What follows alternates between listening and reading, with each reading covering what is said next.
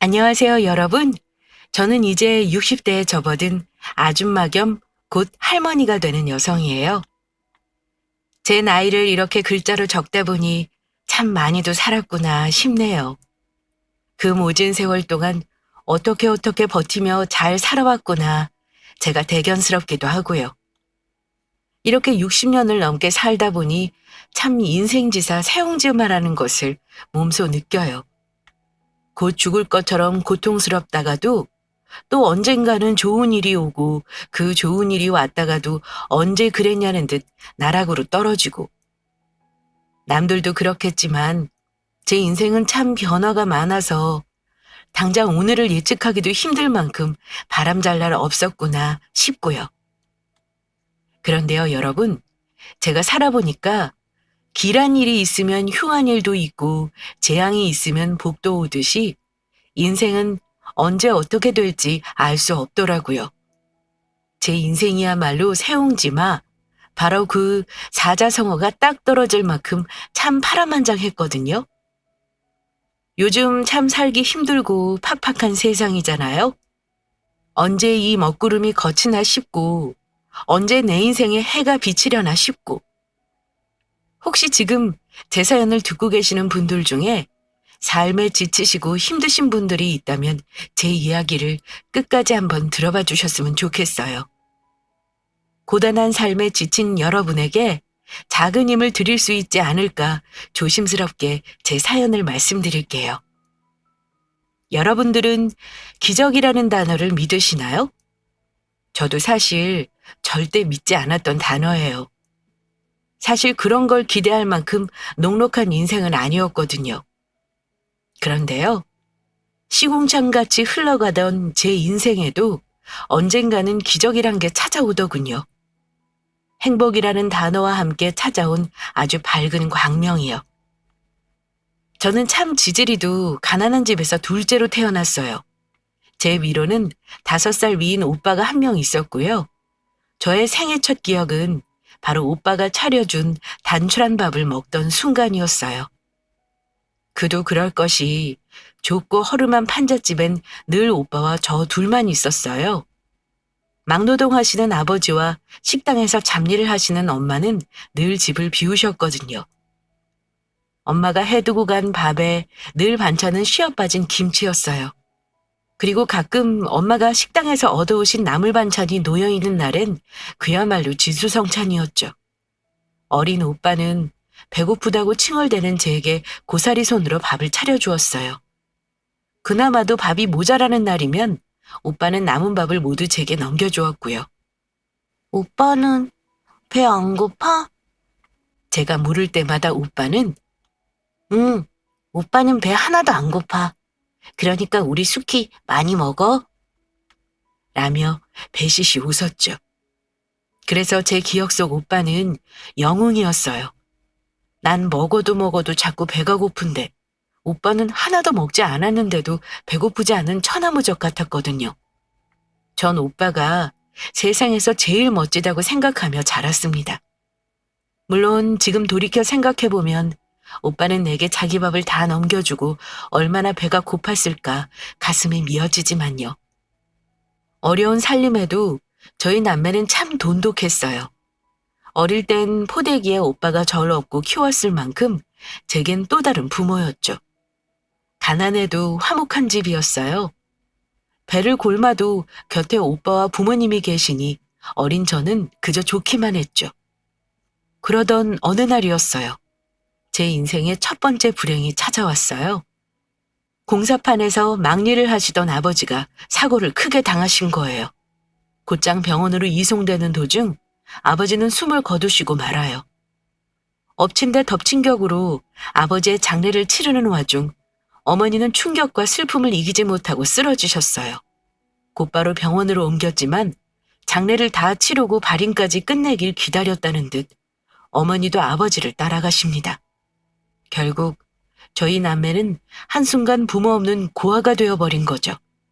친인척들은 계셨지만 다들 사정이 좋지 못하셨어요. 모두가 못 살던 그때 저희 남매를 거두어갈 친척들은 없었어요. 그렇게 저희 남매는 막내 고모의 손에 이끌려 한 보육원으로 가게 됩니다. 제 나이 5살, 오빠 나이 10살 때였죠. 수녀원에서 운영하는 보육원이었는데 시설이 퍽 좋지 못했어요. 물론 다른 보육원과 비교해보지 못해 모르겠지만 그 당시 판자촌에서도 안 좋은 편이었던 저희 집보다도 낙후된 환경이었으니 말 다했죠. 아주 좁은 방에서 대략 30명의 아이들이 모여 잠을 잤는데 편하게 다리를 뻗기는커녕 몸을 뒤척이기도 힘들었어요. 그럴 때마다 오빠는 제 옆에서 수키야, 오빠 몸에 다리 얹고 편하게 자 라고 했어요. 늘 자신의 잠자리를 내게 내어주고 저는 조그맣게 웅크리고 잠을 청했죠. 마치 전쟁통처럼 북적이는 그 방 안에서 오빠만이 절 지켜주는 유일한 울타리였어요. 오빠는 제게 정말 오빠가 아닌 신 같은 존재였죠. 오빠가 곁에 있어서 참 다행이다. 어디 가서 살아도 우리 오빠만 있으면 괜찮겠다 생각할 정도로 큰 의지가 되었습니다. 그 보육원은 하루에 2끼를 식사로 급식 형식으로 줬어요. 보조금도 없이 운영하는 보육원은 언제나 식량이 모자랐죠. 그러다 보니 늘 급식판은 밥알이 몇 개 떠있는 미음이나 죽이었고 그나마도 배를 채울 만큼이 되지 않아 저희 남매는 늘 배를 골아야 했습니다. 한창 클 나이에 아이들은 얼마나 배가 고팠겠어요. 급식이 끝나고 식사가 시작되면 서로의 밥을 빼앗아 먹으려고 또 난리가 났었어요. 그럴 때마다 든든하게 저를 지켜준 것 또한 오빠였어요. 그리고 오빠의 밥의 반은 언제나 철없는 저의 입으로 들어갔죠. 오빠, 밥 안 먹어도 돼? 괜찮아. 너 더 먹어. 늘 자신의 밥을 제게 양보했죠. 저희는 하루가 다르게 피골이 상접해가고 있었어요. 영양실조로 배는 툭 튀어나오고 손톱 밑은 까슬까슬한 거스러미가 올라와 있었죠. 제가 손에 뜯어놓은 거스러미에서 흐르는 피를 쪽쪽 빨고 있을 때였어요. 오빠가 결심하듯 제게 말하더군요. 오빠가 오래 생각해봤는데 수키야. 응? 저는 피를 빨다 말고 오빠를 바라봤죠. 오빠 돈 벌어서 너 데리러 올게. 여기 있다간 둘 다 굶어 죽겠어. 어? 나만 두고? 오빠 금방 올게. 너 국민학교도 가야 하고 중학교도 가야지. 그러면 여기 계속 있으면 안 돼. 데리러 올 거니까 꼭 여기 있어야 해. 알겠지? 나도 데려가면 안 돼? 그러고 싶은데 넌 여기 있는 게 더 안전해. 그러니까 딱 5년, 아니 3년만 기다려. 우리 수키 국민학교 가기 전에 오빠가 꼭 올게. 저는 울면서 철없이 매달렸지만 오빠의 결심은 확고했어요. 그날 오빠는 보육원을 떠났고 저는 홀로 덩그러니 남겨졌습니다. 오빠가 오기만을 오매불만 기다렸어요. 아이들은 오빠가 절 버리고 떠난 거라고 했지만 믿지 않았어요. 오빠는 저 국민학교 가기 전엔 꼭 올 거라고 약속했으니까요. 시간이 지나고 또 지났죠. 오빠는 3년이 지나도 돌아오지 않았어요. 4년이 되던 해 저는 알았죠. 아, 오빠가 날 버린 거구나. 그런데 또 불행이 닥칩니다. 원장 수녀님이 돌아가시면서 보육원 운영이 어려워진 거예요. 게다가 보육원에 화재까지 나는 사고가 이어졌어요. 그때 방 안에 있던 아이들이 꽤 많이 죽었고요. 물론 저는 구사일생으로 살아났지만요. 그 사건과 맞물려 운영이 힘들다는 이유로 결국 보육원은 문을 닫게 되었고 저는 다른 보육원으로 이전하게 됩니다.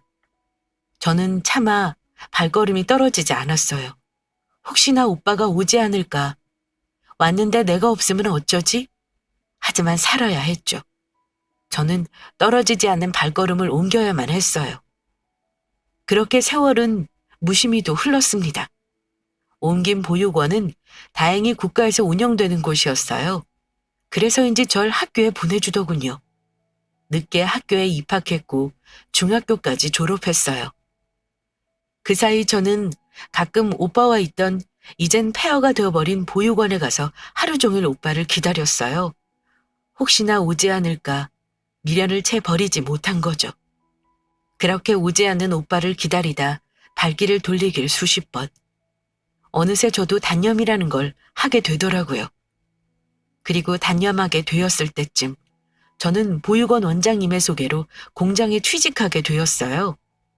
경기도에 있는 작은 부품 공장이었는데 색깔을 칠하는 단순 노동이어서 일은 그렇게 힘들지 않았고 무엇보다 기숙사가 있어서 참 좋았어요. 저만 쓰는 방은 아니었으나 그래도 4명이 함께 쓰다 보니 제 자리도 있고 제 공간도 조금 있었어요. 태어나 처음 가지게 되는 제 공간이 얼마나 좋고 소중하던지요. 전 참 열심히 그리고 성실히 일했습니다. 언젠가는 잘 살게 될 거라는 기대보단 행복해지지 않을까 하는 희망으로 하루하루를 버티며 살았던 것 같아요. 그렇게 제가 19살이 되던 해 남편을 만나게 돼요. 공장에서 함께 일하던 사람이었는데 어느샌가부터 저를 잘 챙겨주더라고요. 자기가 받은 간식도 챙겨서 제 주머니에 넣어주고 쉬는 날인데도 불구하고 나와서 제 일을 해주면서 좀 쉬라고 말해주고 참 따뜻한 사람이었어요. 사실 전 그때 남편의 다정이 참 좋았던 것 같아요. 다른 남자를 만나본 적도 없었지만 무엇보다 오빠가 절 챙겨주던 모습 같아서 너무 좋았죠. 남편은 사람도 성실하고 공장 내 평판도 참 좋았어요. 게다가 조실부모해서 혼자라는 점도 큰 공감대가 되었죠. 그렇게 저는 남편과 연애를 하고 21살이 되던 해 결혼식도 없이 혼인신고를 했어요. 넉넉하지 못한 살림이었지만 결혼 생활은 퍽 나쁘지 않았던 것 같아요. 사실 그때 당시만 해도 제게 행복이라는 건 사치이고 그냥 남들처럼 평범하게 월세방이라도 내 집에서 편안하게 살고 싶다의 소박한 꿈은 이루어진 셈이었으니까요. 그렇게 세월이 지나 제게 첫 번째 기적이 찾아와요. 바로 아이라는 커다란 선물이었죠. 하지만 문제가 있었어요. 그때 당시 남편이 조금씩 노름에 손을 대고 있었던 거죠. 저도 그 사실은 어렴풋이라도 알고 있었지만 곧 아이가 태어난다를 생각에 묵인했어요. 사실 그것 말고도 남편은 문제가 많았습니다. 술을 먹고 돈을 가져오라며 손찌검한다거나 여자 문제를 일으키는 게 부지기수였거든요. 하지만 저는 꾹 참았어요. 아이를 아버지 없는 자식으로 키울 수는 없으니까요. 저 같은 환경에서 자라게 할 수는 없었으니까요. 그렇게 아이는 무럭무럭 자랐고요. 남편의 도박 판돈도 무럭무럭 커져갔어요. 월세 보증금을 야금야금 빼먹더니 결국엔 아이를 위해 들던 적금 통장에까지 손을 대더군요. 남편은 그 돈 많은 건드리면 안 되는 거였어요. 사실은 우리 아들이 공부를 곧잘 했거든요. 서울에 있는 제일 좋은 4년제 대학을 갈 수 있다는 담임 선생님의 말씀도 있었어요. 애가 곧 대학에 들어갈 나이가 되어가는데 그 돈을 노름판에 써버리다니요. 저는 그때 굳은 결심을 합니다. 남편의 노름판에 찾아가서 그 판돈이라도 걷어와야겠다고 생각한 거죠. 그래서 억척스럽게 찾아간 곳은 작은 단칸방이었어요. 거창한 하우스라도 생각했던 저는 의아함에 조심히 문을 열었죠. 근데 저는 그 안에서 못 볼 꼴을 보고 맙니다. 노란 장판 위에 흩어진 새빨간 화투장, 구겨진 담요, 그 위에 뒤엉킨 남녀. 저를 보고 놀라 눈이 커다래진 남편, 그리고 한 젊은 여자. 여보! 저는 문을 쾅 닫고 그 자리를 도망치듯 나왔습니다. 그래도 계집질과 폭력은 하지 않는다며 참아왔던 제 인생이 한순간에 무너지는 기분이었어요. 남편이 바람을 핀다는 건 알았지만 직접 눈으로 목격하니 정말 세상이 무너져 내리더군요. 아들 등록금을 저 여자에게 가져다 바친 걸까? 생각이 여기까지 미치자 정말 저는 참을 수 없는 분노에 휩싸였어요. 그리고 제 아들을 위해서라도 저는 이혼을 결심하게 됩니다. 이혼이 참 간단하더군요. 20년 넘게 살을 섞고 살았는데 도장 한 번 찍고 법원 몇 번 가니 그냥 남이 되더라고요. 남편도 어찌나 순순히 이혼해주던지 제가 이혼하자고 하길 기다린 사람 같았어요. 진호, 대학 등록금 돌려줘. 저는 법원을 나서며 말했어요. 지가 애비라면 그래도 그 돈은 주겠지라는 마지막 믿음은 있었던 것 같아요. 그렇지만 그 믿음은 남편의 이어진 말에 와장창 깨어지고 말아요. 대학은 무슨 대학이야? 졸업하고 돈이나 벌라고 해. 그러면서 에이, 분수에 맞게 살아야지 대학은 무슨 대학! 하더니 길바닥에 돌을 뻥 차고는 가버리더군요.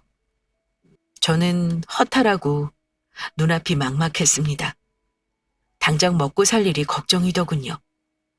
오빠와 단둘이 보육원에 버려졌던 그때의 기분이 다시 되살아나는 듯 했어요.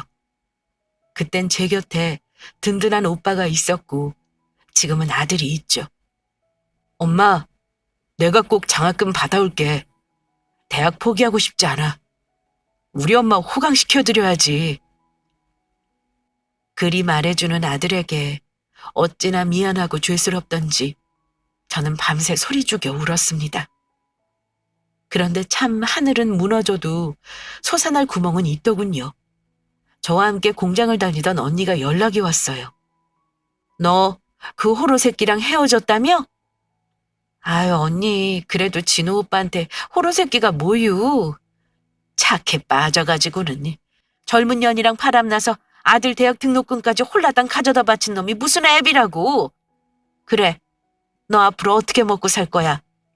그러니까 눈앞이 막막해. 당장 애 입학이 코앞인데 등록금을 마련해야 하는데. 언니, 혹시 일자리 좋은 곳 없어? 안 그래도 그것 때문에 전화했어. 아는 언니가 일하던 곳이 있는데 서울에 있는 대저택 입주 가정부야. 언니도 평생 다니고 싶을 만큼 좋다고 아깝다고 전화한 거야. 언니 이번에 아들내외 따라 외국에 이민 가거든. 입주 가정부? 그래. 별채에 따로 집이 있어서 진호랑 같이 들어가서 살아도 되고. 진호 학교도 서울이라며? 통학도 어려운데 잘 됐지. 월급도 꽤 괜찮고 사람들이 점잖단다. 첫 달 월급으로 진호 등록금은 될 것 같은데 어떻게 소개해 좀 알아? 정말 하늘에서 내려준 금동아줄 같더군요. 나야 너무 좋지. 언니 정말 고마워. 죽으라는 법은 없더군요. 저는 면접이 잡히자마자 서울로 향했습니다. 남편이 짐 빼러 오는 날이었지만 그게 중요하지 않았죠. 내 아들이 제겐 가장 중요했으니까요. 와, 이게 집이야? 언니가 알려준 주소로 찾아가니 아주 높은 담장이 나오더군요. 그리고 그 담장만큼 높은 대문은 정말 근사했어요.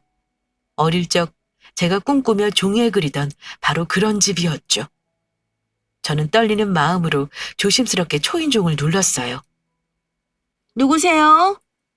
입주 가사 도우미 면접 왔습니다. 그러자 띵 하는 소리와 함께 거대한 대문이 삐걱 열리더군요. 저는 마른 침을 꿀꺽 삼켜놓고 집 안으로 들어섰죠. 곧장 집이 나올 줄 알았는데 담장 안의 세상은 정말 광활했어요. 아주 크고 푸릇하게 잘 가꿔진 정원을 한참이나 가로지르자 대저택이 나왔습니다. 눈이 휘둥그레진 저의 시선은 그 옆에 달린 별채에 닿았죠. 저기가 별채가 맞나 할 정도로 좋은 집이었어요. 겉으로 보기엔 지금까지 제가 살던 어떤 집보다도 좋아 보였죠. 저는 막 심장이 두근거리는 걸 느꼈어요. 꼭 이 집에서 일하고 싶다고 생각하면서 집 안으로 들어섰습니다.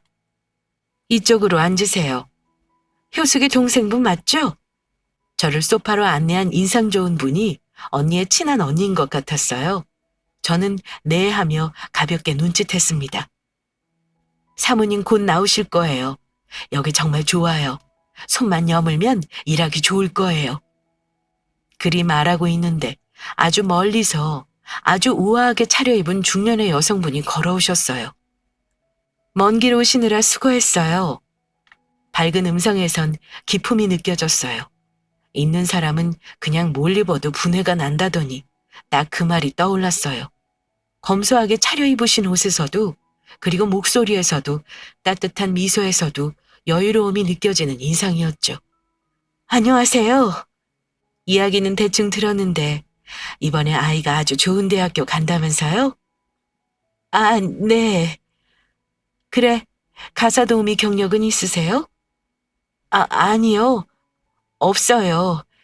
그런데 저 정말 잘할 수 있어요. 시켜만 주시면 뭐든 열심히 할게요. 경력은 사실 딱히 중요하지 않아요. 가정주부로 살아온 게 경력 아니겠어요?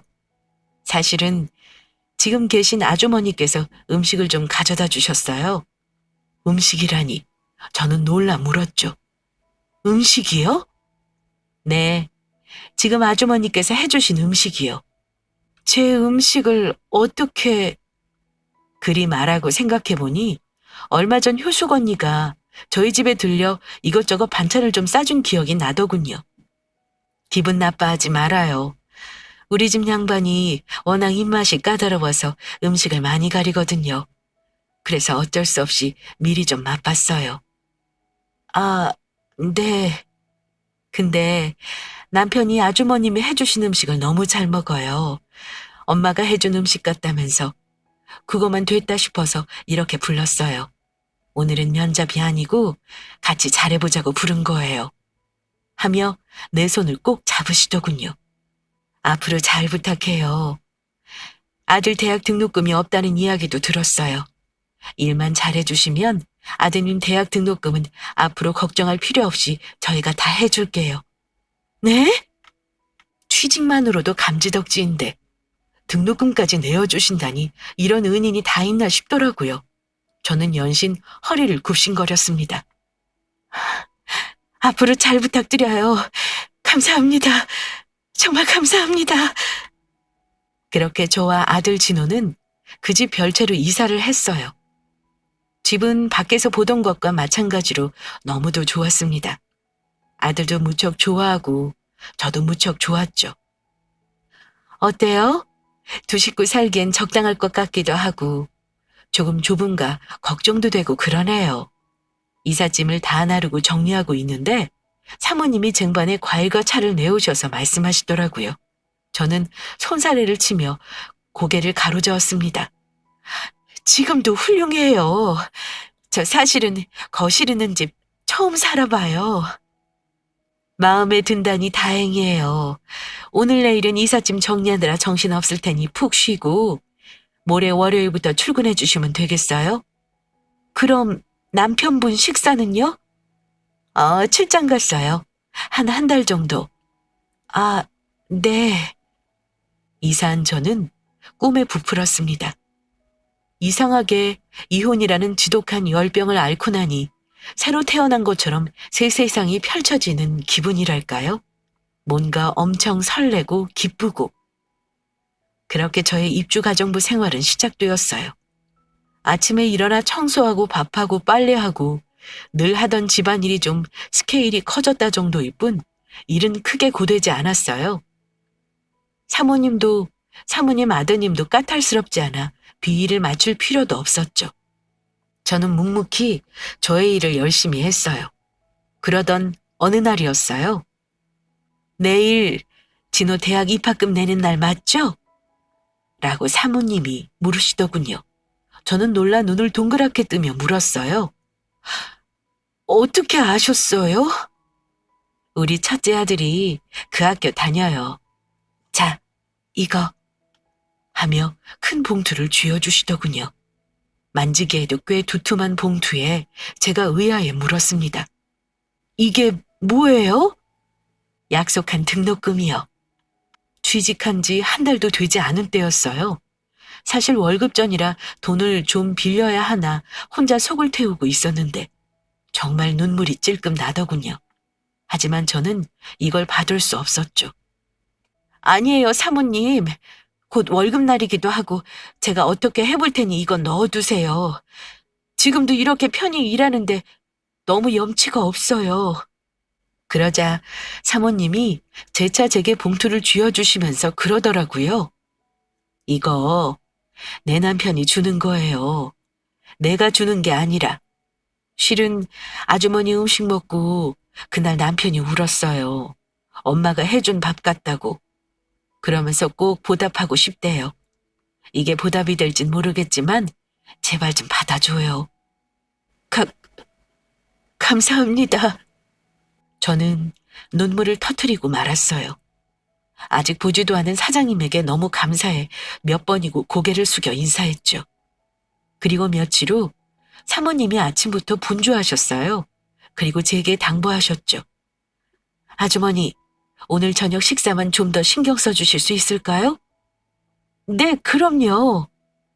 그러자 활짝 갠 얼굴로 화사하게 웃으시며 사모님이 그러시더군요. 오늘 남편 귀국하는 날이에요. 저까지 심장이 두근대더군요. 이렇게 좋은 사모님과 결혼하고 선뜻 대학 등록금까지 내어주신 사장님은 어떤 분이실까 궁금하기도 했고요. 저는 그날 진심과 성의를 다해 최선을 다해 저녁을 차렸습니다. 그리고 사장님이 커다란 트렁크를 손수 끌고 집 안으로 들어오셨죠. 여보, 나왔어. 아주 큰 키에 훤칠한 인상의 중년 남자분이셨어요. 어딘가 낯이 익기도 한 얼굴에 저는 멍하니 사장님의 얼굴을 바라보고 서 있었죠. 그러다 갑자기 좀 우습다는 생각이 들더군요. 저 따위 따라지 인생이 어떻게 사장님 같은 높은 분을 뵙겠어요? 괜히 혼자 내적 친밀감이 생겨서겠지 생각하며 얼른 뒤돌아서 주방으로 향했습니다. 음식은 잘 차려졌고 꽤 맛도 있었어요. 우와, 이거 완전 진수성찬인데? 씻고 나오신 사장님이 음식이 가득한 식탁을 보고는 감탄사를 터뜨리셨어요. 뒤따라오신 사모님도 놀라 눈이 휘둥그레지셨고요. 저는 쑥스러워 얼른 국과 밥을 푸고 자리를 떠나려고 했습니다. 그런데 사장님이 절 잡으시더군요. 아주머니도 같이 식사하시죠? 이거 너무 많아서 저희 네 식구 다 못 먹을 것 같은데 아드님도 같이 먹어요. 그래요. 얼른 진호 불러요, 아주머니. 돈 많은 부자들은 아랫사람 부리기를 종 부리듯 한다던데 어쩜 이 내외는 이루도 선하실까 생각하며 사양했습니다. 그러나 사장님은 단호하셨죠.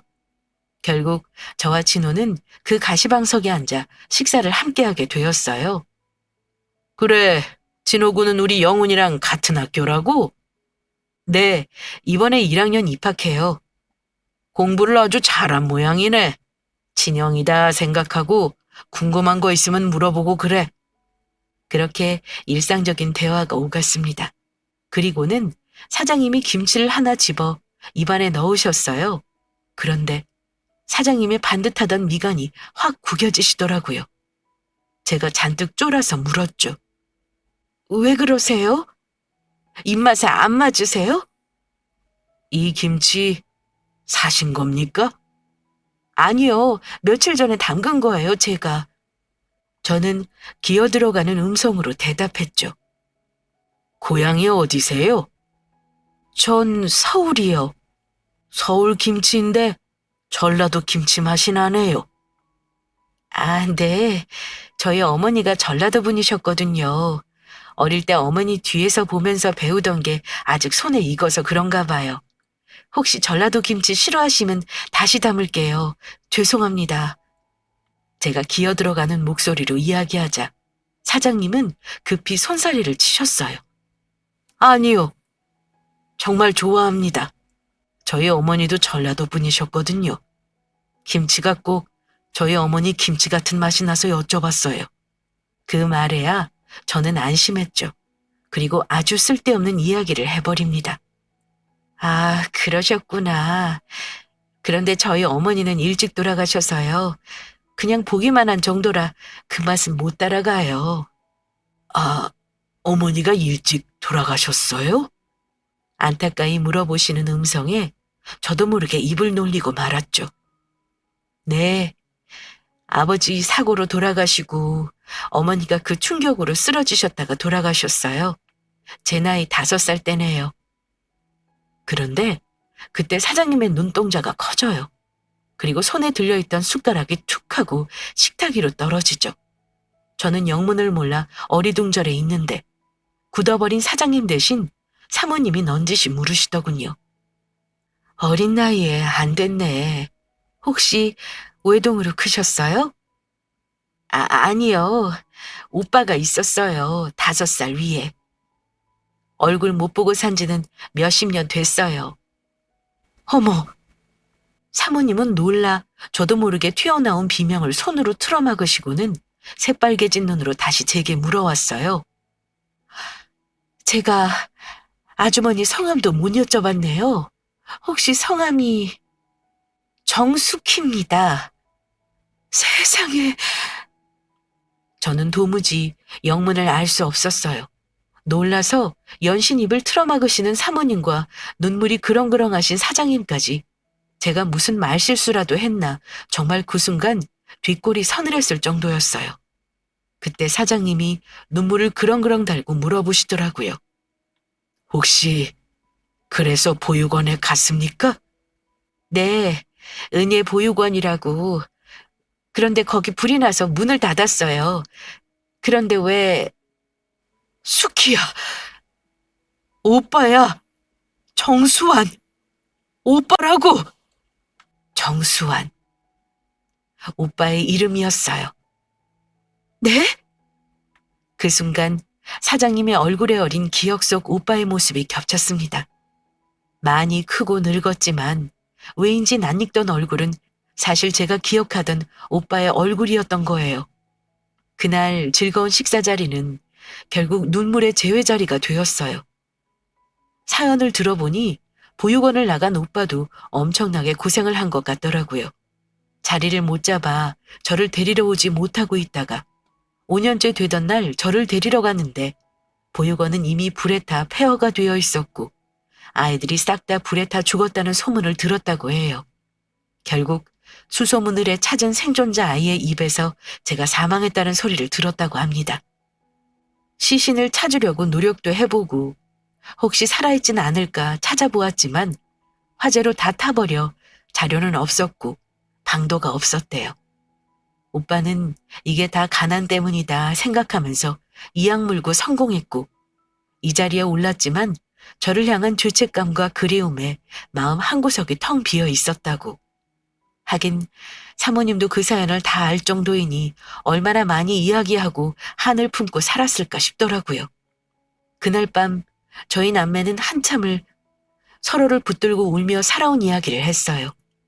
제 이야기를 다 듣던 오빠는 남편에 대한 분노에 치를 떨었죠. 그리고 자신이 좀 더 일찍 찾았어야 했다며 자신을 자책했습니다. 당장 우리 집 2층으로 이사해. 오빠의 말에 깜짝 놀라 되물었죠. 이 집 2층으로요? 어차피 널 위해 지은 집이야. 네가 어릴 때 그렸던 그 집 모습을 재현하려고 엄청 노력했거든. 저는 그제야 왜 이 멋들어진 대저택이 낯설지만은 않았는지 깨달았어요. 나중에 크면 꼭 오빠랑 이런 집에 살 거야. 오빠는 1층, 난 2층에서 같이 사는 거지? 어때? 어릴 때 오빠의 앞에서 그리던 그림 속 그 집의 모습을 너무도 닮아 있었다는 것을 이제야 알아차렸습니다. 저는 그렇게 눈물을 쏟았는데도 또 눈물을 펑펑 흘렸습니다. 그래요, 아가씨. 이제 우리 같이 살아요. 두 남매 떨어져서 그리워했던 시간만큼 꼭 붙어서 살아요. 알겠죠? 그리 말하며 제 손을 꼭 잡는 새언니가 어찌나 고맙던죠. 그렇게 저희는 별채에서 저택 2층으로 이사를 하게 되었어요. 제 인생은 그날부터 모든 것이 바뀌었죠. 한사코 싫다고 하는데도 오빠와 새언니는 차를 사주고 제 명의로 건물도 내어주고 좋은 옷과 좋은 가방을 사서 안겼습니다. 마치 한을 푸는 사람들처럼요. 너무 감사하면서도 이 갑작스런 호강이 얼떨떨해 어떻게 받아야 할지 알 수가 없었죠. 오빠 내외 덕분에 저와 제 아들 진호는 빠르게 가난의 묵은 때를 벗어갔습니다. 그 집안에서의 모든 생활이 행복했어요. 그런 행복이 지속될수록 저의 마음 한편엔 불안함이 스멀스멀 피어났어요. 내가 이렇게 행복해도 되는 걸까? 마냥 이렇게 좋기만 해도 되는 걸까? 곧 불행이 닥칠 것만 같았어요. 그리고 안 좋은 예감은 늘 맞아떨어지죠. 평화롭던 어느 날이었어요. 띠링 도착한 문자를 확인한 저는 얼굴이 사색이 되고 말았어요. 소식 들었어? 너 부자 오빠 만나서 호강하면서 산다면서? 그럼 평생 나한테 빌부터 살았던 빚도 갚을 수 있겠네. 바로 전 남편이었어요. 저는 놀라서 멍하게 핸드폰 화면을 쳐다보고 있었어요. 그러자 연달아 문자가 도착하더군요. 왜? 싫어? 싫으면 진호 양육권 넘기든가? 저는 경악을 금치 못했습니다. 어찌 이런 금수만도 못한 인간과 몇십 년을 산 걸까요? 생각만으로도 토악질이 나올 것만 같았습니다. 그리고 불안했죠. 정말 진호를 빼앗길까봐, 오빠를 협박이라도 할까봐 너무 두렵더라고요. 아니나 다를까 제가 연락이 없자 남편은 급기야 집으로 쳐들어왔습니다. 딩동 딩동. 새언니와 함께 정원 테이블에 앉아서 차를 마시던 저는 갑작스런 초인종 소리에 대문으로 향했습니다. 누구세요? 택배나 우체국 기사님은 보통 차고나 우편함에 두고 가시거든요. 딱히 올 사람이 없는데 누구지 하며 대문을 연 저는 눈앞에 서 있는 익숙한 얼굴에 화들짝 놀라고 맙니다. 바로 남편이었죠. 오랜만이네. 아유, 아주 신수가 훤하게 폈구나. 사색이 된 저는 서둘러 문을 닫으려 했죠. 당장 꺼지지 못해? 여기가 어디라고 찾아와? 그러자 남편이 우악스러운 힘으로 집 안으로 밀고 들어왔어요. 왜? 내가 내 마누라 집도 못 가? 비켜봐! 저는 바닥으로 쓰러지고 저를 훌쩍 넘은 남편은 성큼성큼 집 안으로 향했습니다. 갑작스럽게 찾아온 낯선 남자의 등장에 새언니도 놀라긴 마찬가지였죠. 어머, 누구세요? 아이고, 안녕하십니까? 저는 우리 정숙희 남편이자 우리 진호 아버지 올시다. 저기로 들어가면 되나? 하면서 말리는 새언니를 밀치고 막무가내로 집 안으로 문을 열고 들어갔습니다. 아니나 다를까 더러운 신발을 벗어던진 남편은 거실 중앙에 떡하고 누워있더군요. 돈을 주지 않으면 나가지 않겠다는 작태였죠. 작정을 하고 온 것 같았어요. 정말 저는 미칠 것만 같아 발을 동동 굴렀고 새언니는 황급히 오빠에게 전화를 했어요. 벌떡 자리에서 일어선 남편은 아이고 배고프다 하면서 주방에서 제멋대로 음식을 꺼내 먹더군요. 개걸스럽게 밥을 먹어치운 남편이 2층으로 성큼성큼 올라갈 때까지 저희는 말리지도 못하고 발을 동동 구르고 있었어요. 남자의 힘을 말릴 수도 없었고 막무가내로 구는 남편이 어떻게 여자에게 폭력을 휘두르는지 누구보다 잘 알고 있었으니까요. 그렇게 시간이 지나고 남편이 2층 제 방 침대에서 드렁드렁 코를 골며 잠을 자고 있을 때였어요. 도착한 오빠는 분노가 치밀어 올라 눈가가 시뻘갰어요. 이 새끼 어디 있어? 2층. 그러자 성큼성큼 계단을 밟고 올라간 오빠는 침대에서 코까지 골며 잠든 남편을 확인했습니다. 그리고 당장 욕실로 가서 차가운 물을 양동이에 담아갔죠. 촥! 오빠가 거침없이 뿌린 찬물에 푸어하며 잠에서 깨어난 남편이 화들짝 몸을 일으켰어요. 이게 뭐야? 갑자기 맞은 물벼락에 남편은 놀라 잠에서 덜 깬 눈만 껌뻑껌뻑 거렸습니다. 너 장준식이 내 동생 등골 빼먹으면서 평생 노름비제 시달리게 한 놈이 네 놈이구나? 뭐요? 가난하게 사는 고한영 걷어준 게 누군데? 뭐? 고한현? 오빠의 그런 무서운 모습은 처음 봤습니다. 오빠는 어금니를 으득 씹고는 주먹을 말아주었죠. 너 내가 어떻게 이 자리까지 올라온 줄 알아? 너 같은 새끼는 땅에 그냥 조용히 묻어버릴 수 있어. 너 내 동생 때리기까지 했다면서? 어디야? 여기야? 오빠의 주먹은 거침없이 남편의 눈두덩이로 꽂혔습니다. 으악! 왜? 너도 맞으니 아프니? 오빠 그만해. 오빠도 똑같은 사람 되지 마. 저는 오빠를 필사적으로 뜯어말렸습니다. 그리고 오빠는 곧 씩씩거리며 말아진 주먹에 힘을 풀었죠. 너 수키 때문에 목숨 부지하는 줄 알아? 오빠는 소파에 앉아 있었고 전 남편은 그 앞 바닥에 무릎을 공손히 꿇고 앉아 있었습니다. 저와 새언니는 그 모습을 가만히 지켜보고 있었고요. 야, 장준식. 네? 매 한 방에 저렇게 인간이 온순해질 줄이야. 천하의 망난이었던 남편은 완전 온순한 양이 되어 대답하더군요. 지금 너 가택 침입죄로 감옥에 집어넣을 수도 있어. 물론 없던 죄도 만들어 추가할 수 있지. 네? 내가 인맥이 좀 넓거든. 조직폭력배, 경찰, 검찰. 너 같은 쓰레기 새끼 하나 매장하는 건 일도 아니지. 널 감옥에 쳐넣을지 땅속에 파묻을지 고민하고 있다는 뜻이고. 오빠의 음성이 무서웠어요. 늘 자상하기만 하던 오빠의 모습이 낯설 만큼 차갑고 냉정했죠. 그런데 가만히 생각해보니까 너 같은 인간 말종에게 쓰는 시간이 아깝다 이거야. 어떻게? 이 자리에서 그냥 죽여줄까? 아니면 곧겐 네가 있던 시궁창으로 돌아가서 다시는 얼씬거리지 않을래? 오빠의 기세가 얼마나 무섭고 차갑던지 남편의 움츠러든 어깨가 달달달 떨리더군요. 오빠는 그런 전 남편에게 대고 비소를 흘리며 덧붙였습니다. 생각해보니까 안 되겠다. 그냥 파묻어버려야지. 내 동생한테 했던 짓을 생각하니까 네가 살아있는 꼴을 볼 자신이 없네. 아마 그 순간 오빠의 말이 진심이라는 건 그 자리에 모든 사람이 느꼈을 겁니다. 제 척추가 곤두설 정도로 서늘하고 감정 없는 목소리였거든요. 아이고 형님, 죄송합니다. 잘못했습니다. 다시는 코빼기도 비치지 않을게요. 한 번만 살려주십시오. 한 번만요. 그러자 오빠가 남편의 머리채를 잡아 뒤로 꺾으며 귓가에 속삭였습니다. 너 오장육부가 다 뜯겨나가는 고통을 느껴본 적 있어? 없지? 죽고 싶은데 절대로 죽지를 못해. 제발 죽고 싶다고 싹싹 빌게 될 만큼 고통스럽지. 어때? 한번 겪어볼래? 좋은 경험이 될 텐데.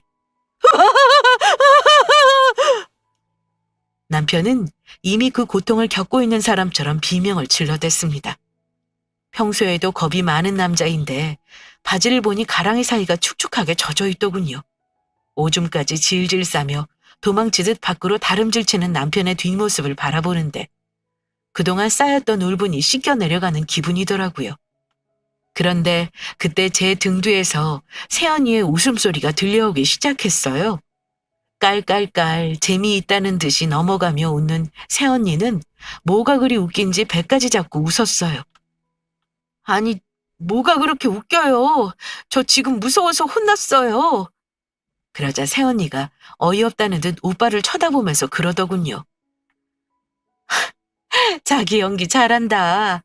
오장육부를 어쩐다고? 미치겠다 진짜. 그러자 오빠가 멋쩍게 웃더군요. 내가 요즘 누아르 영화를 하도 많이 봐서 어때? 그럴듯했어? 나도 저렇게까지 속아 넘어갈 줄은 몰랐네. 지금 이 상황이 다 오빠의 연기였던 거예요. 저만큼 속아 넘어갈 만큼 감쪽 같은 연기였던 거예요. 아유, 아가씨 걱정하지 말아요. 이 양반 지나가던 개미 한 마리도 못 죽여요. 뭐 어쨌든 덕분에 저 새끼 다시 얼씬도 못하겠네? 저희 셋은 한참이나 웃었습니다. 오줌까지 지리던 남편의 모습은 아직도 떠올리면 웃음이 날 지경이에요. 남편은 정말 쥐죽은 듯 살았고 들리는 소문엔 노른빚에 오른쪽 손목을 잃었다고도 하고 어디서 진짜 죽었다고도 하는데 진짜 소문이 뭔지 저도 잘 모르겠네요. 아들 진호도 제 아버지에게 학을 떼서 평생 알고 싶지 않다고 하고요. 그리고 저요? 저는 얼마 전에 가게를 하나 냈어요.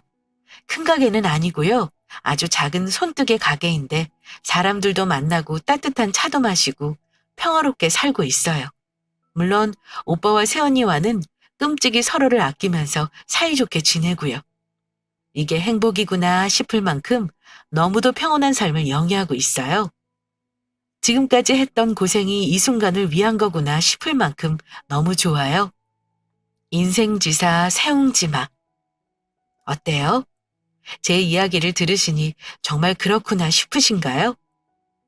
점점 살기 힘들어지는 세상에서 살아내기 참 힘드시죠?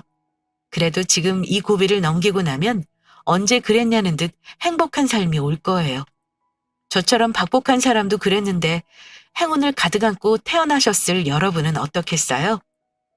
그러니 지금 조금 힘들어도 조금만 견디자고요. 추운 겨울이 지나야 꽃피는 봄이 오듯이 지금 당신의 삶의 추위는 곧 찾아올 따뜻한 봄을 위한 거니까요. 여러분들께 저의 이야기가 오늘 조금 더 힘을 낼 수 있는 원동력이 되길 기도하면서 저는 사연을 여기서 마칠게요. 감사합니다.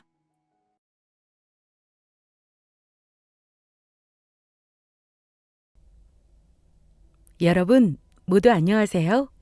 저는 서울에 사는 70대 초반의 여성으로 불과 몇 년 전 아주 뼈아픈 사건을 경험했던 사람이기도 합니다.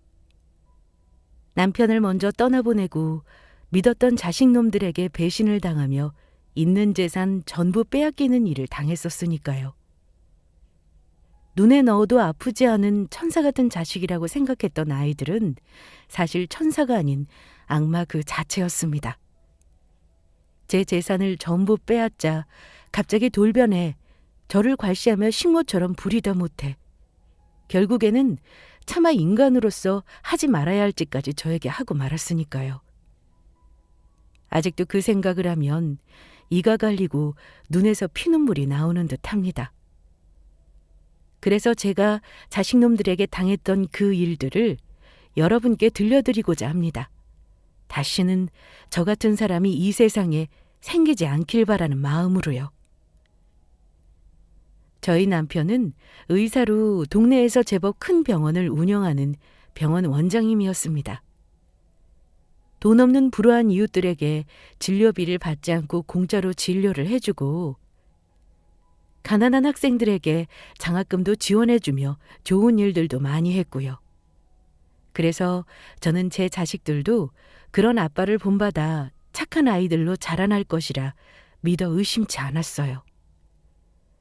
하지만 그 생각이 전부 저의 착각이란 것을, 삼남매 아이들을 다 크고 결혼해 각자 가정을 꾸린 뒤 남편이 암으로 먼저 세상을 떠나고 나서야 알게 되었습니다.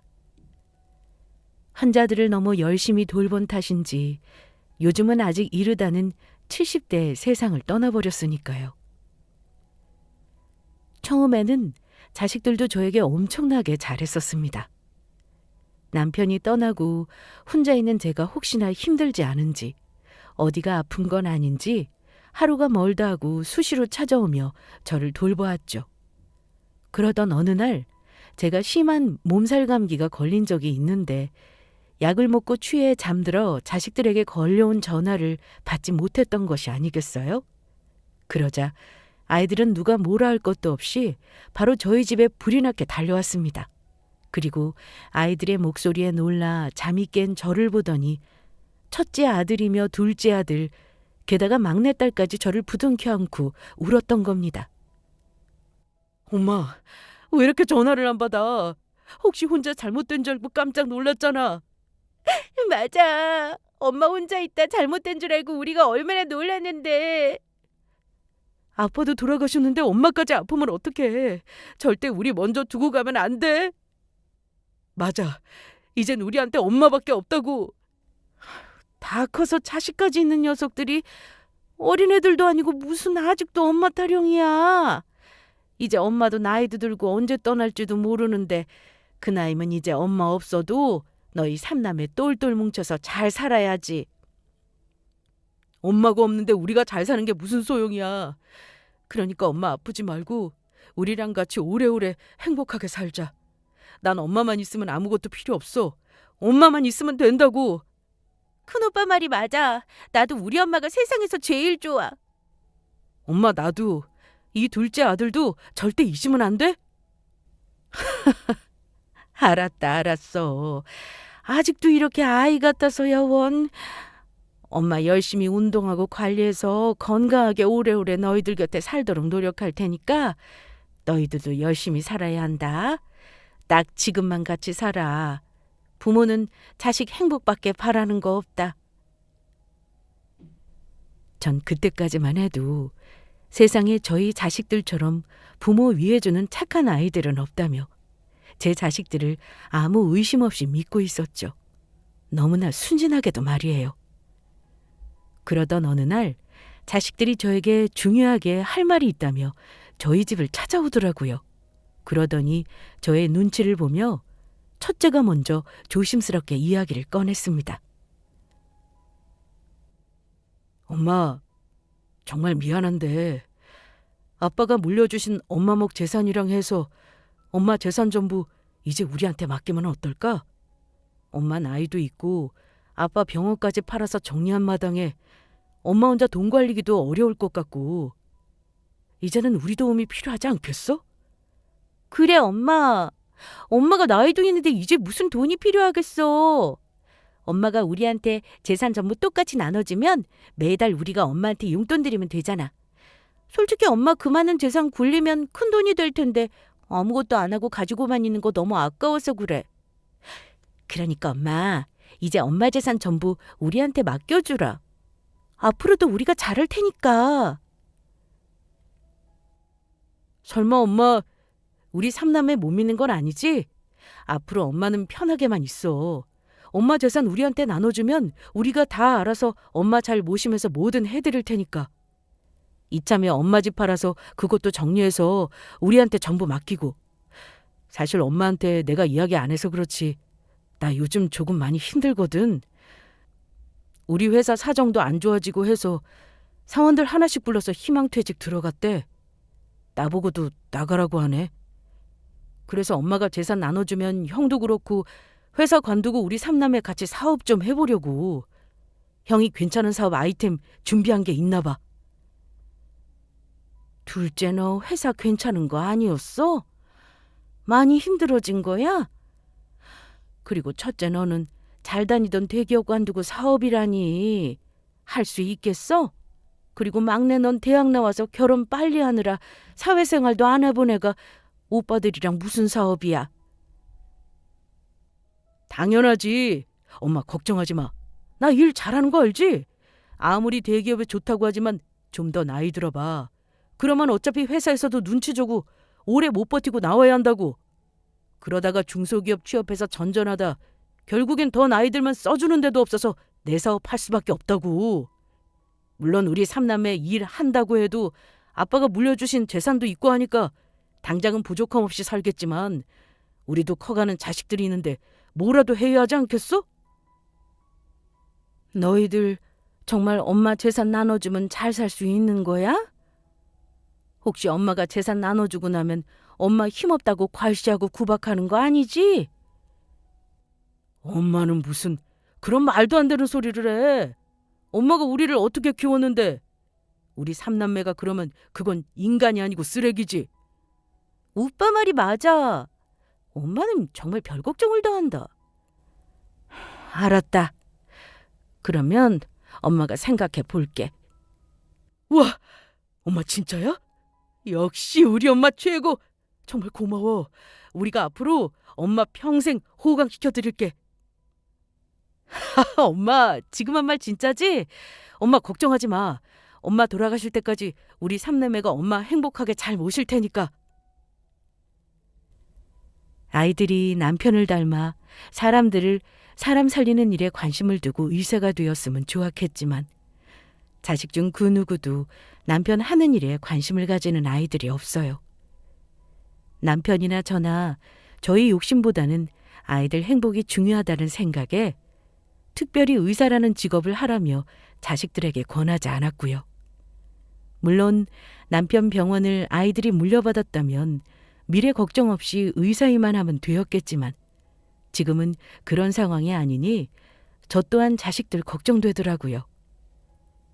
남편이 자식들에게 물려준 유산이 있어 남들에 비해 넉넉하게 잘 산다고 해도 자식들에게 가정도 있고 하니 미래가 걱정되는 건 부모로서 어쩔 수 없나 봅니다. 그래서 결국 자식들 설득에 전 제가 살던 집까지 정리해서 자식들에게 제 재산 전부를 똑같이 나누어 주게 되었습니다. 주변에서는 그런 저를 말리며 아이들을 절대 믿으면 안 된다고 했지만 말이에요.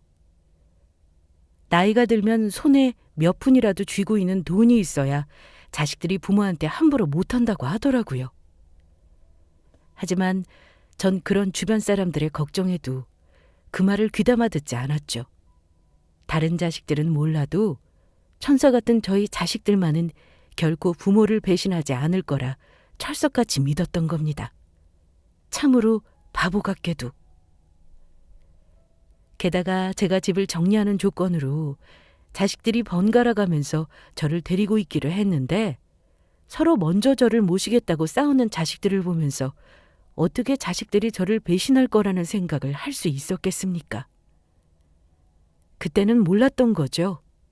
제 지인들의 충고처럼 자식이라도 결코 믿으면 안 된다는 것을 말입니다. 그것들이 제 재산을 노리고 순한 양의 탈을 쓰고 저에게 잘해줬다는 걸 그때까지는 순진하게 저만 몰랐던 것입니다. 제 자식들이야말로 부모 재산이나 노리며 뭐든 하는 짐승 새끼들보다 못한 것들인데 말이죠. 그 사실을 재산을 자식들에게 전부 뺏긴 후 몇 달이 지나지 않아 깨닫게 되었지만요. 첫째네 집에 저희 짐들을 두고 3달에 한 번씩 자식들 집을 옮기며 생활하기로 자식들과 약속을 했었습니다. 저희 자식들 모두 약속대로 초반에는 저를 극진히 모시며 잘해주었고요. 늙은 사람이 집도 없이 계속해 사는 곳을 옮겨 다닌다는 것이 편한 일은 아니었지만 그래도 그때까지는 자식들 전부 저에게 잘하고 있었고 나 하나 조금 불편한 거 참으면 된다는 생각이었죠. 하지만 그 생각은 얼마 지나지 않아 바뀌고 맙니다. 제가 아주 땅을 치고 후회했으니까요. 제 재산을 전부 자식들에게 주고 나자 자식들 전부 저에게 대하는 태도가 점점 달라지더니 결국에는 저를 무시하며 구박하기 시작하더라고요. 무슨 노예도 아니고 하나같이 약속이라도 한 듯 저를 가정부 취급하며 부려먹었던 겁니다. 특히 맏아들인 첫째가 저를 가장 많이 괴롭혔습니다. 엄마는 이걸 지금 국이라고 끓였어? 우리 집에 얹혀 살면 어느 정도 밥값은 해야 할 거 아니야. 내가 언제까지 엄마를 봐줘야 하는데? 그게 무슨 말이니? 너희 아빠도 그렇고 엄마 친구들은 엄마가 끓여준 미역국 먹으면 다들 하나같이 맛있다고 하던데 뭐가 맛이 없다는 거야? 어떻게 매일 나한테 한마디도 질 생각을 하네? 됐고! 이따위 거지 같은 미역국 앞으로 안 먹을 테니까 절대 끓이지 마. 상위에 올려놓을 생각도 하지 말라고. 알겠다. 앞으로는 조심하마. 게다가 첫째 아들이 저를 무시하니 며느리랑 손주 녀석까지 저를 무시하더라고요. 아들이랑 며느리 눈치가 보여 나중에는 같이 식사도 못하는 상황이 됐는데 저 혼자 주방에서 밥을 찬물에 말아 김치와 먹고 있는데 며느리가 그런 저를 보더니 눈을 흘기며 대놓고 구박하는 거 있죠? 어머 깜짝이야. 어머니 지금 혼자 여기서 뭐 하시는 거예요? 식사를 하시려거든 우리가 안 보이는 방에 들어가 혼자 드시던죠. 무슨 도둑고양이도 아니고 몰래 혼자 나와 밥을 드세요? 제가 집안일 끝나면 되도록 제 눈에 띄지 않도록 하라고 했죠? 알았다. 미안하다. 다음부터는 조심하마. 오늘 하루 종일 한 끼도 못 먹어서 배가 고파 그랬어. 그놈의 밥 타령. 저 노인네는 언제 죽나 말야. 아주 귀찮아 죽겠어. 밥 먹는 것도 꼴도 보기 싫다니까. 게다가 막내딸 집에 가면 듣기 싫은 잔소리를 하루 종일 들어야 했습니다. 엄마, 빨래를 어떻게 했기에 내 블라우스가 이렇게 된 건데? 이게 얼마짜리인 줄이나 알아? 이거 명품이라고. 어떻게 책임질 거야? 어떻게 책임질 거냐고. 그러게 내가 세탁소에 맡기라고 하지 않았니? 굳이 못하겠다는 사람 억지로 붙잡아서 시켜놓고 왜 이제와 내 탓을 하니? 아, 몰라. 변명 필요 없으니까 이거 엄마 돈으로 전부 물어내. 아빠가 해주신 엄마 결혼 반지를 팔든 어떻게 해서든 전부 물어내라고. 나는 그렇게는 못한다. 정 그럴 거면 앞으로 너희 집 살림 나한테 맡기지 말든가. 서럽고 서러운 나날이었습니다. 자식들에게 제 전 재산을 물려준 사실을 매일 후회하며 밤마다 얼마나 울었는지 모릅니다. 그러던 저에게 청천벽력 같은 큰일이 생기고 맙니다. 어느 비 오는 날 새벽, 딸네 집에서 잠을 자고 있는데 딸이 자고 있는 방에 들어와서 갑자기 제 짐을 싸며 저를 내쫓았던 거죠. 엄마 미안한데 이제 그만 우리 집에서 나가. 엄마 짐 전부 싸서 그만 내 눈앞에서 사라지라고. 그게 무슨 소리니? 아직 첫째 내 가려면 시간도 며칠 남았는데. 그게 아니고 솔직히 나도 이 정도 했으면 엄마한테 할 만큼 했다고 봐. 엄마가 준 재산만큼 그동안 나도 자식으로서 엄마 힘들게 모시면서 할 도리는 다 했으니까 앞으로는 우리 집에 올 생각하지 말고 엄마 알아서 살라는 말이야. 너 지금 그게 무슨 소리야? 언제는 내 재산만 주면 평생 나 모시고 잘 살겠다더니 매일 있는 구박 없는 구박 다 당하고. 네가 했던 말 그거 전부 거짓이었냐? 너 내 재산 노리고 그동안 나 속인 거였어? 엄마, 당연한 거 아니야? 엄마 재산 아니면 뭐하러 귀찮게 내가 엄마를 모시겠다고 했겠어. 이 고양 것. 보자 하니까 역시 그런 거였어? 너한테 줬던 내 재산 당장 돌려줘. 내 재산 전부 내놓으라고. 엄마, 이제 와서 그게 무슨 소리야? 내가 미쳤다고 엄마한테 받은 재산을 돌려주겠어? 한 번 주면 끝이라고. 그러니까 그만 내 집에서 나가줘. 그리고 다시는 찾아올 생각 말고. 엄마 나중에 아프더라도 여기엔 엄마 돌봐줄 사람 없으니까 귀찮게 우리 집 찾아올 생각은 꿈도 꾸지 마. 알겠지? 엄마가 찾아와도 내가 바로 내쫓아버릴 테니까. 저는 옷도 갈아입을 사이도 없이 제 짐이 든 여행 가방과 함께 딸네 집에서 쫓겨났습니다. 딸네 집 대문 앞에서 바닥에 주저앉아 땅을 치며 울었죠. 막내딸뿐만 아니라 제가 재산을 물려주자마자 돌변해 저를 무시하고 막대하는 자식들을 보며 저것들이 내 배 아파 낳은 내 자식이 맞나 하는 생각이 들면서 후회만 깊어졌습니다. 하지만 저의 시련은 거기서 끝이 아니었어요. 갈 곳이 없어진 저는 우산도 제대로 쓰지 못한 채 제가 지내기로 한 다음 순서인 큰아들 집에 가게 되었는데 큰아들 집 앞에서 엄청난 걸 목격하고 말았으니까요. 제가 살던 집을 팔며 저희 집에 있던 물건 중 살아생전 남편과 쓰던 아끼던 가구들을 큰아들 집 제 방에 두고 생활하고 있었는데 그 가구들이며 저의 옷가지며 물건들 전부가 큰아들 집 대문 앞에 도로변에 전부 나와 있던 겁니다. 그리고 가구에는 종이 한 장이 붙어 있었습니다. 전부 버릴 물건들이니 필요하신 분들 가지고 가세요. 안 가지고 간 물건들은 나중에 주민센터에 신고해 처리하도록 하겠습니다. 큰아들놈마저 저를 내쫓을 생각으로 저의 짐을 집 밖으로 전부 내놓았던 것입니다. 전 그만 너무 서럽고 화가 나 큰아들 집 배를 있는이껏 눌렀습니다. 주말이라 큰아들네 가족 전부가 집에 있다는 사실을 제가 알고 있는데도 모두 문 열어줄 생각을 하지 않더라고요. 그래서 내린 비를 쫄딱 맞으며 온몸이 젖은 채로 대문을 잡고 쿵쿵 두드렸습니다. 이 못된 것들!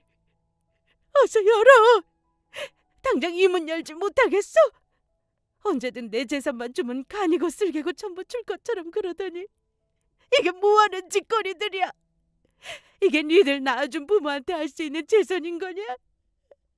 니들이 부모를 버리고도 사람이라고 할 수 있겠어? 그러고도 인간이냐고. 아이고, 내가 자식들을 너 키웠네. 저것들이 내 원수 새끼들인지도 모르고 금여옥이야 내 인생 바쳐가며 키웠어. 그러자 대문 밖에서 우는 제 소리가 시끄러웠는지 첫째 아들놈이 결국 밖으로 나오더군요. 그래서 전 아들놈의 멱살을 잡고 온 힘을 다해 마구마구 때렸습니다. 이 나쁜 놈! 전하의 악독한 것! 네가 어떻게 나한테 이럴 수 있어? 어떻게 나한테 이렇게 뒤통수를 쳐? 어떻게 이렇게 부모 가슴에 내 못을 박아? 이거 놔요! 진짜 아침부터 짜증나게 하네. 그나들은 저를 밀치며 뿌리치고 말았고 저는 중심을 못 잡고 바닥에 넘어지고 말았죠. 바닥에 넘어져 제대로 일어서지도 못하는 저를 향해 큰아들이 말하더군요. 내가 사실 엄마 얼굴 안 보려다가 아무래도 제대로 끝내는 게 좋을 것 같아서 이야기하려고 나온 거야. 다시는 우리 집 찾아오지 마. 아이들도 엄마 싫다고 하고 집사람도 엄마 모시는 거 많이 불편하대. 그러게 우리 집에서 지낼 때 눈치껏 좀 잘하지 그랬어. 우리 앞으로는 다시는 얼굴 보지 말자. 그냥 남남으로 서로 죽었다고 생각하고 모르는 사람처럼 살아. 남도 앞으로는 그렇게 할 테니까. 그리고 괜히 둘째네 찾아가서 지금처럼 쓸데없는 행패 부리지 말고. 어차피 둘째네 지금 해외로 가족여행 가서 집에 아무도 없을 거야. 저기 대문 위에 우리 집 CCTV 보여?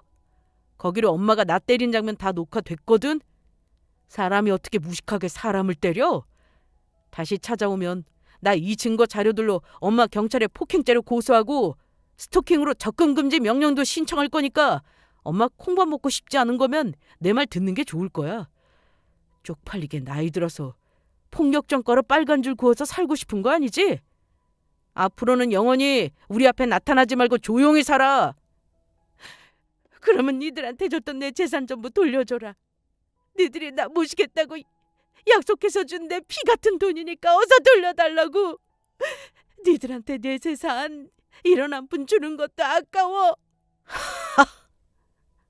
진짜 웃기지도 않아서 그 재산들 뭐 우리가 엄마 모시기로 하고 줬다는 증거라도 있어? 뭐라고? 엄마 재산 우리가 엄마 모시기로 하고 줬다는 증거라도 있냐고.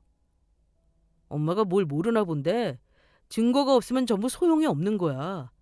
아마 엄마가 엄마 재산 전부 돌려받겠다고 법적으로 우리 삼남매 고소해도 증거가 없어서 아무 소용없을걸? 그러게 엄마 재산을 주기 전에 먼저 우리한테 서약서라도 받아놓지 그랬어? 아니면 우리가 엄마 잘 모시겠다고 하는 음성이라도 녹음해두던가. 귀찮으니까 그만 꺼져! 아들은 그렇게 말하며 집 안으로 들어갔습니다. 그리고 저는 한동안 멍하니 바닥에 주저앉아 하염없이 눈물만 흘렸죠. 하늘도 울고 저도 울었습니다. 그때는 정말 너무 기가 막히고 억울해서 눈물밖에 흐르지 않더라고요. 그런데 곰곰이 생각해보니 지금까지처럼 자식들한테 갖은 수모와 괴롭힘을 당하고 사느니 굶어 죽더라도 저 혼자 사는 게 낫겠다는 생각이 문득 들더라고요.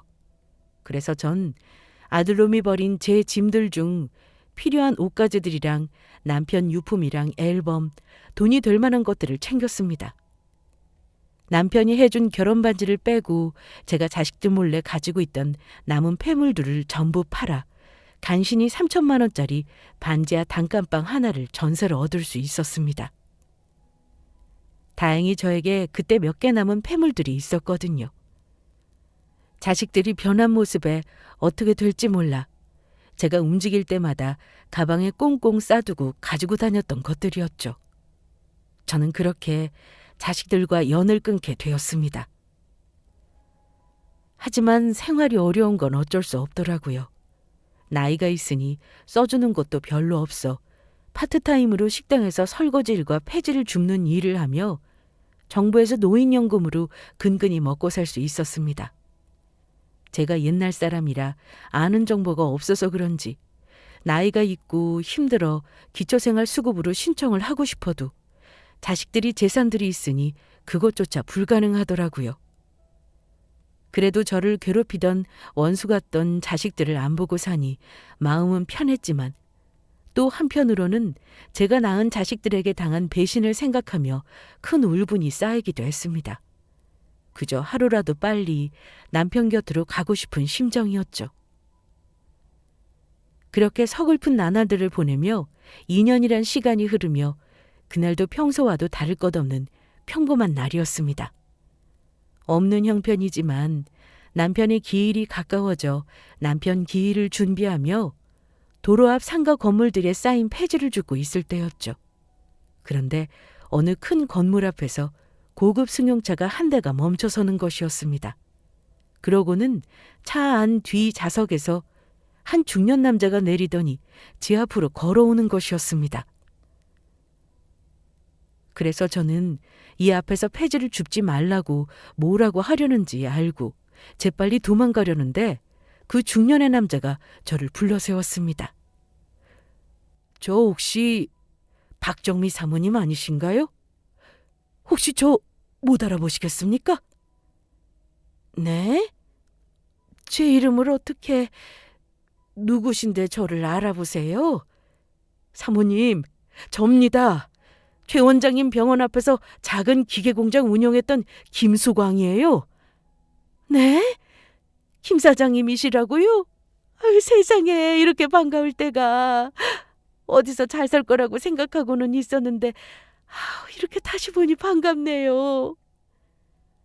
사모님, 제가 그동안 얼마나 사모님이랑 최 원장님을 찾아다녔는지 아십니까? 이제야 여기서 뵙네요. 그런데 사모님, 여기서 뭐하고 계세요? 최 원장님은 어디 가시고요? 저에게 말을 걸어왔던 김 사장님이라는 사람은 젊은 시절 저희 병원 앞에서 해외로 수출하는 작은 기계 공장을 운영했던 분으로 저와 남편에게 큰 신세를 졌던 사람이기도 합니다. 그때 한창 IMF가 터지면서 잘 나가던 공장이며 가게며 하나둘씩 망해가던 시절인데 김 사장님네 공장도 다를 바가 없었거든요. 그러다 시간이 지나고 김 사장님 회사도 다른 곳으로 옮기면서 자연스레 서로 연락이 끊기게 되었는데 오랜 시간이 지난 뒤 이렇게 다시 만나게 된 것입니다. 그런데 오랜만에 남편이 살아있던 시절 반가운 얼굴을 봐서 그런지 저는 그만 김 사장님 앞에서 울음을 터뜨리고 말았습니다. 그러자 놀란 김 사장님이 저를 본인의 회사 안 대표 사무실로 데리고 가더라고요. 김 사장님이 차를 세웠던 큰 건물 앞이 바로 김 사장님네 회사였던 거죠.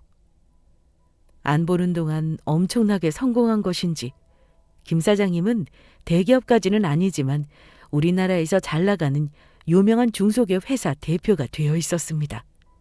그래서 저는 그동안 남편이 떠나고 있었던 일들을 김 사장님에게 설명하게 되었죠. 김 사장님은 제가 자식들에게 당한 이야기를 듣고 분노하고 말았습니다. 이런 저주갤 것들! 어떻게 사모님한테 그런 짓을 할 수가 있습니까? 사모님이 지들을 어떻게 키웠는데요? 아닙니다. 전부 바보같이 속은 제 탓이에요. 아무리 자식이라도 전부 믿으면 안 되는 거였는데 주변에서 그렇게 말리는데도 제가 제 재산 몽땅 그것들에게 줘버렸어요. 남편이 저에게 남긴 유산까지 전부요. 어떻게 그게 사모님 탓입니까? 사모님 속이고 인간 같지도 않은 짓거리랑 그것들이 잘못한 거죠. 자식 새끼들이라고 하지만 아무리 노력해도 용서가 안 됩니다. 할 수만 있다면 지금이라도 보란 듯 그 고향 것들에게 복수하고 제대로 혼내주고 싶은데 방법이 없어요. 제가 아무 힘도 없습니다. 사모님, 방법이 있다면 해보시겠습니까? 그 고향 것들 정신 차릴 수 있도록 제가 사모님을 있는 힘껏 돕도록 하겠습니다. 그게 정말인가요? 염치 없지만 그러면 제가 김 사장님께 부탁드려도 되겠습니까? 김 사장님, 제발 저 좀 도와주세요. 예, 기꺼이 제가 돕겠습니다. 그러니 사모님, 앞으로는 아무 걱정하지 마시고 저만 믿으세요. 사모님 눈에 피눈물 흘리게 한 만큼 제가 그놈들 눈에서도 피눈물 나는 복수 꼭 해드리겠습니다. 그날 김 사장님은 저의 두 손을 꼭 붙잡고 자식들을 제대로 혼내줄 복수의 다짐을 하게 되었습니다. 그런데 며칠 후 남편의 기일을 지낸 다음 날 김 사장님에게 전화가 오더라고요. 급히 할 이야기가 있다면서 김 사장님의 회사로 찾아와 달라는 것이었죠. 그렇게 저는 김 사장님의 연락을 받아 찾아가게 되었는데 대표 사무실에서 김 사장님이 제 앞에 큰 가방 몇 개를 올려놓는 것이었습니다. 김 사장님, 이게 뭔가요? 사모님이 열어보시면 알게 되실 겁니다. 저는 김 사장님의 말대로 가방을 열어본 순간 깜짝 놀라고 말았죠. 하마터면 그 자리에서 기절할 뻔했으니까요. 이게 다 뭔가요? 뭐긴요?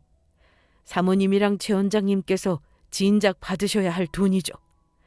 그때 저한테 분명히 저희 회사에 투자하는 거라며 큰 돈을 빌려주시지 않았습니까? 그 투자한 금액의 배당금입니다. 그때는 1,000원 한 푼이 아쉬울 때라 바로 돌려드리지 못했지만 사모님과 최 원장님께서 저희 회사에 투자한 것 후회하지 않게 해드리자라는 마음으로 열심히 살았습니다.